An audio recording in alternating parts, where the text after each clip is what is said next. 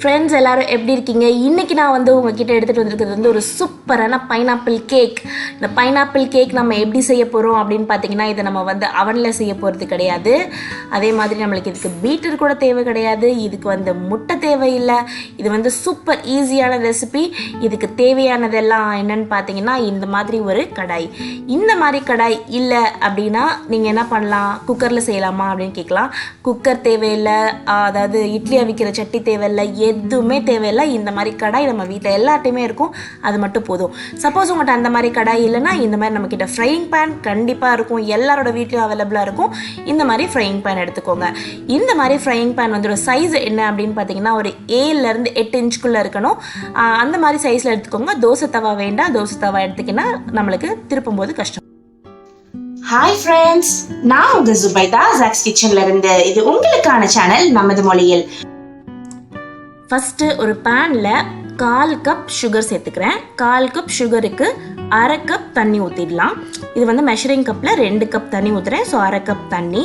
இப்போ இது நம்ம நார்மலாக வீட்டில் நம்மகிட்ட எப்பயுமே இருக்க பைனாப்பிள்லாம் இருக்கும் இல்லையா, அதை வச்சு செய்ய போகிறோம், அன்னாச்சி பழத்தை வச்சு. ஸோ இந்த மாதிரி பண்ணும்போது அந்த அன்னாச்சி பழத்தில் இருக்க கசப்பு தன்மை வெளியில் போயிடும். இப்போ இதை நல்லா ஒரு 3 நிமிஷத்துக்கு கொதி வந்ததுக்கப்புறம் இதை நம்ம சைடில் ஆற வச்சு எடுத்து வச்சுக்கலாம்.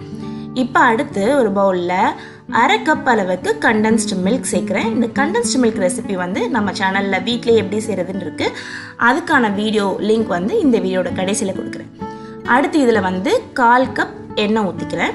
அதுக்கப்புறம் இதில் 1/4 கப் சுகர் சேர்த்துக்கிறேன். இது ரெண்டையும் சேர்த்துட்டு முனியும் நல்லா மிக்ஸ் பண்ணிக்கலாம். கண்டென்ஸ்டு மில்க்லேயும் நம்ம சுகர் சேர்த்துருப்போம், அதனால் 1/4 கப் சுகர் போதுமான அளவு தான். இப்போ அது நல்லா மிக்ஸ் பண்ணிவிட்டு இந்த சுகர் நல்லா கரைஞ்சனையும் இந்த மாதிரி உங்களுக்கு ஃபோல்ஸ் தெரியும். இந்த டயத்தில் நம்ம இதில் ட்ரை இன்க்ரீடியன்ட் ஆட் பண்ண ஆரம்பிச்சிடலாம். இப்போ இதில் ஒரு ஜல்லடை வச்சுட்டு அதுக்கு மேலே 1 கப் அளவுக்கு மைதா, 1 ஸ்பூன் அளவுக்கு பேக்கிங் பவுடர், அதுக்கப்புறம் 1/4 ஸ்பூன் அளவுக்கு பேக்கிங் சோடா அப்படின்றது ஆப்ப சோடான்னு சொல்லுவாங்க. பேக்கிங் பவுடர்ன்றது கடையில் சூப்பர் மார்க்கெட்ஸில் பேக்கிங்க்குன்னு சொல்லி தனியாகவே கிடைக்குது, அது வாங்கிக்கோங்க. இப்போ இது எல்லாத்தையுமே நல்லா இந்த மாதிரி ஜலிச்சு எடுத்துடலாம். இந்த மாதிரி ஜலிச்சு எடுக்கும்போது நல்லா உங்களுக்கு அதில் காற்றெல்லாம் உள்ளே போய் ஃப்ளஃபியான கேக் கிடைக்கும், அதுக்காக தான். இப்போ இதை நல்லா மிக்ஸ் பண்ணிடலாம். இதில் நம்ம கொஞ்சம் கொஞ்சமாக பால் ஊற்றி மிக்ஸ் பண்ண போகிறோம். மொத்தமாக இதில் நான் 3/4 கப் பால் யூஸ் பண்ணியிருக்கேன். ஆனால் மொத்தமாக ஊற்றிடக்கூடாது, கொஞ்சம் கொஞ்சமாக ஊற்றணும். அப்போ தான் கட்டிகள் இல்லாமல் நம்மளுக்கு கிடைக்கும்.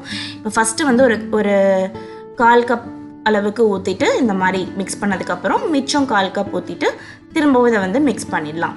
இந்த மாதிரி கொஞ்சம் கொஞ்சமாக ஊற்றி மிக்ஸ் பண்ணோம் அப்படின்னா அந்த இதுக்குள்ளே நல்லா காற்றும் ஃபில் ஆகும். அதே மாதிரி நம்மளுக்கு எந்த ஒரு கட்டியும் இல்லாமல் ஸ்மூத்தாகவும் கிடைக்கும். ஸோ இப்போ அடுத்து இன்னும் கொஞ்சம் ஒரு 1/4 கப் பால் ஊற்றிட்டு இதை நம்ம ரெடி பண்ணிடலாம். இது இட்லி மாவு பதத்துக்கு இருக்கணும். தோசை மாவு அளவுக்கு தண்ணி ஆக்கிடக்கூடாது, இல்லை இட்லி மாவு அளவுக்கு ஊற்றிக்கலாம். இப்போ இதில் 1 ஸ்பூன் அளவுக்கு பைனாப்பிள் எசன்ஸ் சேர்த்துக்கிறேன் நான். ஏன்னா நம்ம பைனாப்பிள் கேக் பண்ண போகிறோம், அதனால் பைனாப்பிள் கேக். நீங்கள் வெனிலா கேக் பண்ண போகிறீங்க அப்படின்னா நீங்கள் வெனிலா எசன்ஸ் சேர்த்துக்கலாம். இப்போ இது எல்லாத்தையுமே நல்லா இந்த மாதிரி ஸ்மூத்தாக பாருங்கள், இந்த அளவுக்கு நம்ம மிக்ஸ் பண்ணி எடுத்தாச்சு. அவ்வளோதான், நம்மளுடைய கேக் பேட்டர் ரெடி ஆகிடுச்சு. இப்போ நம்ம ஒரு பேனை சூட் பண்ணிடலாம். ரொம்பவே லோ ஃப்ளேமில் வைக்கணும், இல்லாட்டினா கரைஞ்சி போயிடும். இதில் கொஞ்சமாக எண்ணெய் ஊற்றிட்டு, அந்த மாதிரி பேன் இல்லைன்னா இந்த மாதிரி பேனில் கூட நீங்கள் அதே ப்ரொசீஜர் தான், லைட்டாக எண்ணெய் ஊற்றிட்டு சூடு பண்ணிக்கோங்க. இப்போ நான் அந்த பிளாக் கலர் பேனில் தான் செய்ய போகிறேன். கொஞ்சமாக எண்ணெய் ஊற்றிட்டு அதை நல்லா சூடு பண்ணிடலாம். சூடு பண்ணதுக்கப்புறம் இதில் மெஷரிங் கப்பில் ஊற்றுங்க. அப்போ தான் 3 லேயருமே நம்மளுக்கு கரெக்டாக கிடைக்கும். நான் இன்றைக்கி 2 லேயர் பண்ண போகிறேன். இதில் ஒரு கப் அளவுக்கு நம்ம ரெடி பண்ணி வச்சுருக்க பேட்டரை சேர்த்துடலாம். இப்போது ஃபஸ்ட்டு கேக் குக் ஆகிட்டு இருக்கும் போது அடுத்த கேக் ஊற்றுறதுக்கான பேட்டர் கொஞ்சம் திக்காயிடலாம். அப்போ நீங்கள் கொஞ்சமாக பால் ஊற்றி அட்ஜஸ்ட் பண்ணிக்கலாம் அதோட திக்னஸை.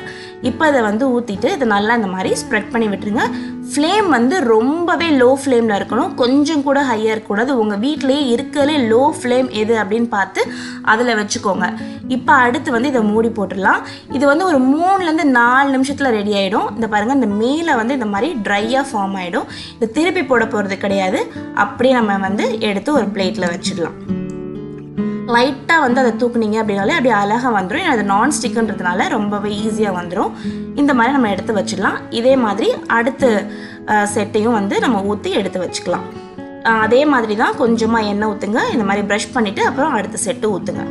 இப்போ நம்ம வந்து ஏற்கனவே பைனாப்பிளையும் சுகர் சிரப்பையும் வந்து வேக வச்சு தனியாக வச்சுருந்தோம்ல, அதை வந்து தனியாக செப்பரேட் பண்ணிக்கலாம். இப்போ நம்ம வீட்டில் வந்து நார்மலாக மூடி ஏதாவது இருக்கும் இல்லையா, அதை வச்சு கரெக்டான ஷேப்புக்கு இந்த மாதிரி கட் பண்ணிக்கலாம். இது வந்து எக்ஸ்ட்ரா ப்ரொசீஜர் தான், நீங்கள் வேணும்னா செஞ்சுக்கலாம். ஒரு ஃபோக் வச்சு அதுக்குள்ளே நல்லா வந்து ஓட்டை போட்டுட்டு அந்த நம்ம பைனாப்பிள் வேக வச்சுருக்க தண்ணி இருந்துச்சுல்ல, அதை வந்து இதுக்குள்ளே நல்லா வந்து ப்ரஷ் பண்ணிவிடுங்க. இது நல்லா சாஃப்டாக அப்போ தான் இருக்கும்.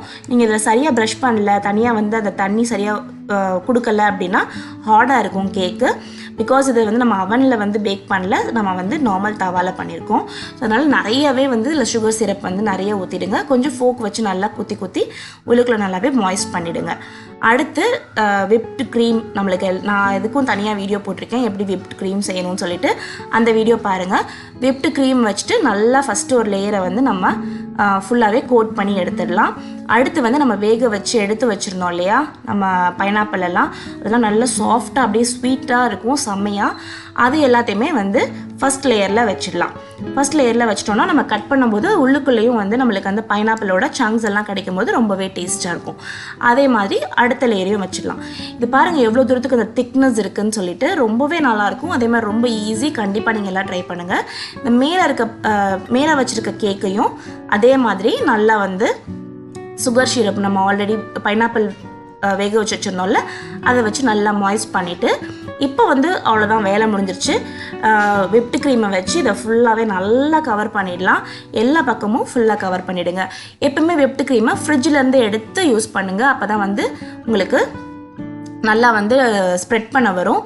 இப்போ ஒரு கத்தியை வச்சு எல்லாத்தையுமே ஈவனாக ஸ்ப்ரெட் பண்ணிட்டேன். ஸோ நம்ம எந்த ஒரு பேக்கிங்க்குன்னு சொல்லி எந்த ஒரு இன்வெஸ்ட் பண்ணல, வீட்டில் இருக்க கத்தி இந்த மாதிரி சிம்பிளான ஐட்டம்ஸ் வச்சே வந்து நான் சூப்பராக கேக்கை டெக்கரேட் பண்ணியாச்சு. இப்போ அதே மாதிரி கொஞ்சம் பைனாப்பிள் சங்க்ஸ் எல்லாம் மேலே போட்டுடலாம். ஒரு ஜிப்லாக் பேக் எடுத்துகிட்டு அந்த விப்டு க்ரீமை உள்ளே போட்டு உங்களுக்கு என்ன டிசைன் வேணுமோ அந்த மாதிரி பண்ணிக்கோங்க. நீங்கள் வேணும்னா அந்த மாதிரி டிசைன்ஸ்க்கு மேலே கூட இந்த பைனாப்பிள்ஸை வச்சிடலாம். ஸோ அவ்வளோதான் ஃப்ரெண்ட்ஸ், சூப்பரான பைனாப்பிள் கேக் நார்மல் தவாவில் ரொம்பவே ஈஸியாக நான் செஞ்சு காமிச்சிருக்கேன். இதே மாதிரி நீங்களும் செஞ்சு பாருங்கள்.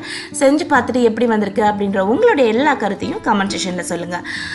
இந்த வீடியோ பிடிச்சிருந்ததுன்னா மறக்காமல் லைக் பண்ணிவிடுங்க. நம்ம சேனல் இது வரைக்கும் நீங்கள் சப்ஸ்கிரைப் பண்ணலன்னா மறக்காமல் சப்ஸ்கிரைப் பண்ணி வச்சுக்கோங்க. பக்கத்தில் இருக்க பெல் பட்டனையும் கிளிக் பண்ணி வச்சுக்கோங்க. எப்போ சேனலை சப்போர்ட் பண்ணிகிட்டே இருங்க. உங்களை இன்னொரு வீடியோவில் பாய்.